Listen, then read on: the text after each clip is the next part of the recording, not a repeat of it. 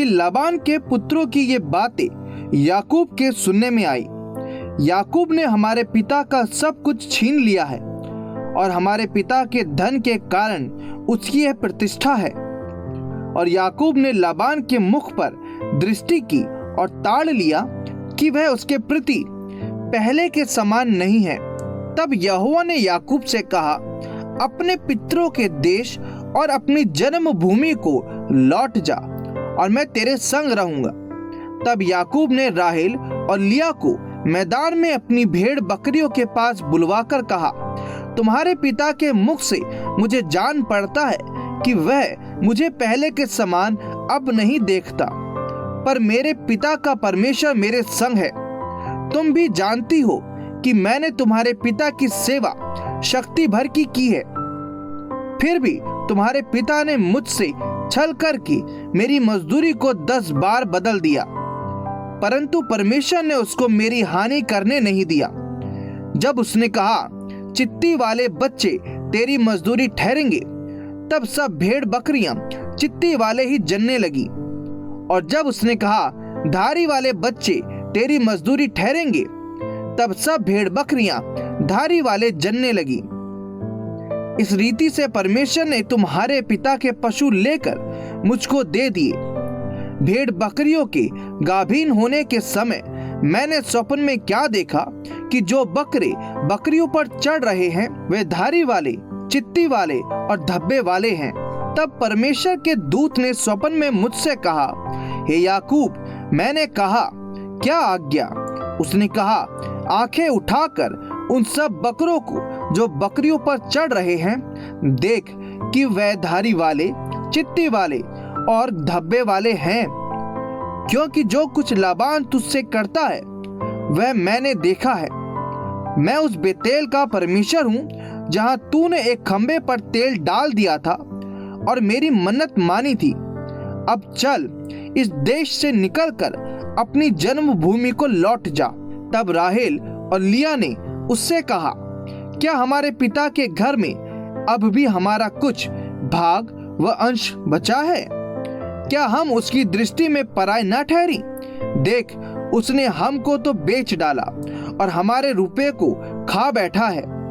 इसलिए परमेश्वर ने हमारे पिता का जितना धन ले लिया है वह हमारा और हमारे बच्चों का है। अब जो कुछ परमेश्वर ने तुझसे कहा है वही कर।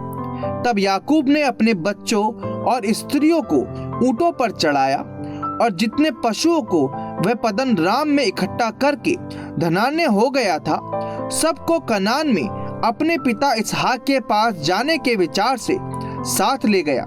लाबान अपनी भेड़ों का ऊन कतरने के लिए चला गया था और राहेल अपने पिता के गृह देवताओं को चुरा ले गई। अतः याकूब लाबान अरामी के पास से चोरी से चला गया, उसको ना बताया कि मैं भागा जाता हूँ।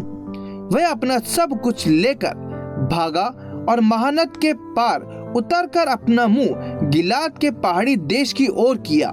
तीसरे दिन लाबान को समाचार मिला कि याकूब भाग गया है, इसलिए उसने अपने भाइयों को साथ लेकर उसका 7 दिन तक पीछा किया और गिलाद के पहाड़ी देश में उसको जा पकड़ा। परंतु परमेश्वर ने रात के स्वप्न में अरामी लाबान के पास आकर कहा, सावधान रहे, तू याकूब से ना तो भला कहना और ना बुरा। और लाबान याकूब के पास पहुंच गया। याकूब अपना तंबू गिलाद नामक पहाड़ी देश में खड़ा किए पड़ा था और लाबान ने भी अपने भाइयों के साथ अपना तंबू उसी पहाड़ी देश में खड़ा किया। तब लाबान याकूब से कहने लगा, तूने यह क्या किया कि मेरे पास से चोरी से चला आया और मेरी बेटियों को ऐसा ले आया मानो तलवार के बल से बंदी बनाई गई हूँ। तू क्यों चुपके से भाग आया और मुझसे बिना कुछ कहे मेरे पास से चोरी से चला आया? नहीं तो मैं तुझे आनंद के साथ मृदंग और वीणा बजवाते और गीत गवाते विदा करता। तूने तो मुझे अपने बेटे बेटियों को चूमने तक ना दिया। तूने मूर्खता की है। तुम लोगों की हानि करने की शक्ति मेरे हाथ में तो है, पर तुम्हारे पिता के परमेश्वर ने मुझसे बीती हुई रात में कहा, सावधान रहे, याकूब से ना तो भला कहना और ना बुरा। भला अब तू अपने पिता के घर का बड़ा अभिलाषी होकर चला आया तो चला आया, पर मेरे देवताओं को तू क्यों चुरा ले आया? याकूब ने लाबान को उत्तर दिया, मैं यह सोचकर डर गया था कि कहीं तू अपनी बेटियों को मुझसे छीन न ले। जिस किसी के पास तू अपने देवताओं को पाए वह जीवित ना बचेगा। मेरे पास तेरा जो कुछ निकले उसे भाई बंधुओं के सामने पहचान कर ले ले, क्योंकि याकूब ना जानता था कि राहेल गृह देवताओं को चुरा ले आई है। यह सुनकर लाबान याकूब और लिया और दोनों दासियों के तंबुओं में गया और कुछ ना मिला। तब लिया के तंबू में से निकलकर राहेल के तंबू में गया। राहेल तो गृह देवताओं को ऊंट की काठी में रख के उन पर बैठी थी। लाबान ने उसके सारे तंबू में टटोलने पर भी उन्हें ना पाया। राहेल ने अपने पिता से कहा, हे मेरे प्रभु, इससे अप्रसन्न ना हो कि मैं तेरे सामने नहीं उठी, क्योंकि मैं मासिक धर्म से हूँ।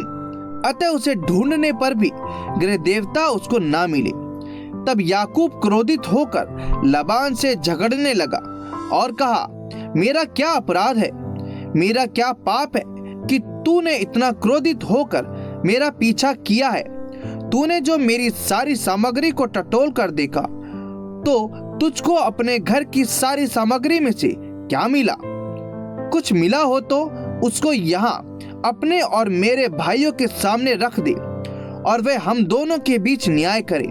इन 20 वर्षों तक मैं तेरे पास रहा, इनमें ना तो तेरी भेड़ बकरियों के गर्भ गिरे और न तेरे मेढ़ों का मांस मैंने कभी खाया। जिसे बनेले जंतुओं ने फाड़ डाला उसको मैं तेरे पास ना लाता था, उसकी हानि मैं ही उठाता था। चाहे दिन को चोरी जाता चाहे रात को, तू मुझसे ही उसको ले लेता था। मेरी तो यह दशा थी कि दिन को तो घाम और रात को पाला मुझे खा गया और नींद मेरी आंखों से भाग जाती थी। 20 वर्ष तक मैं तेरे घर में रहा। 14 वर्ष तो मैंने तेरी दोनों बेटियों के लिए और 6 वर्ष तेरी भेड़ बकरियों के लिए सेवा की, और तूने मेरी मजदूरी को 10 बार बदल डाला। मेरे पिता का परमेश्वर अर्थात अब्राहम का परमेश्वर, जिसका भय इसहाक भी मानता है, यदि मेरी ओर ना होता तो निश्चय तू अब मुझे छूछे हाथ जाने देता। मेरे दुख और मेरे हाथों के परिश्रम को देखकर परमेश्वर ने बीती हुई रात में तुझे डांटा। तब लाबान ने याकूब से कहा, ये बेटियां तो मेरी ही हैं, और ये बच्चे भी मेरे ही हैं, और ये भेड़ बकरियां भी मेरी ही हैं, और जो कुछ तुझे देख पड़ता है वह सब मेरा ही है। परंतु अब मैं अपनी बेटियों और इनकी संतान से क्या कर सकता हूँ?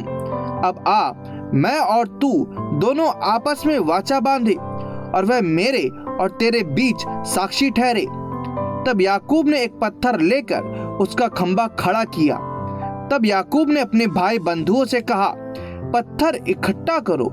यह सुनकर उन्होंने पत्थर इकट्ठा करके एक ढेर लगाया, और वहीं ढेर के पास उन्होंने भोज किया। उस ढेर का नाम लाबान ने तो यजर सहादू था, पर याकूब ने गिलियाद रखा। लाबान ने कहा, यह ढेर आज से मेरे और तेरे बीच साक्षी रहेगा। इस कारण उसका नाम गिलियाद रखा गया, और मिज़पा भी, क्योंकि उसने कहा, जब हम एक दूसरे से दूर रहें तब यहोवा मेरी और तेरी देखभाल करता रहे। यदि तू मेरी बेटियों को दुख दे या उनके सिवाय और स्त्रियां ब्याह ले, तो हमारे साथ कोई मनुष्य तो ना रहेगा, पर देख, मेरे तेरे बीच में परमेश्वर साक्षी रहेगा। फिर लाबान ने याकूब से कहा, इस ढेर को देख और इस खंबे को भी देख, जिनको मैंने अपने और तेरे बीच में खड़ा किया है। यह ढेर और यह खंबा दोनों इस बात के साक्षी रहे कि हानि करने के विचार से ना तो मैं इस ढेर को पार करके तेरे पास जाऊंगा, ना तू इस ढेर को और इस खंबे को पार करके मेरे पास आएगा। अब्राहम और नाहोर और उनके पिता तीनों का जो परमेश्वर है, वही हम दोनों के बीच न्याय करे। तब याकूब ने उसकी शपथ खाई, जिसका भय उसका पिता इसहाक मानता था। और याकूब ने उस पहाड़ पर मेल बलि चढ़ाया और अपने भाई बंधुओं को भोज करने के लिए बुलाया।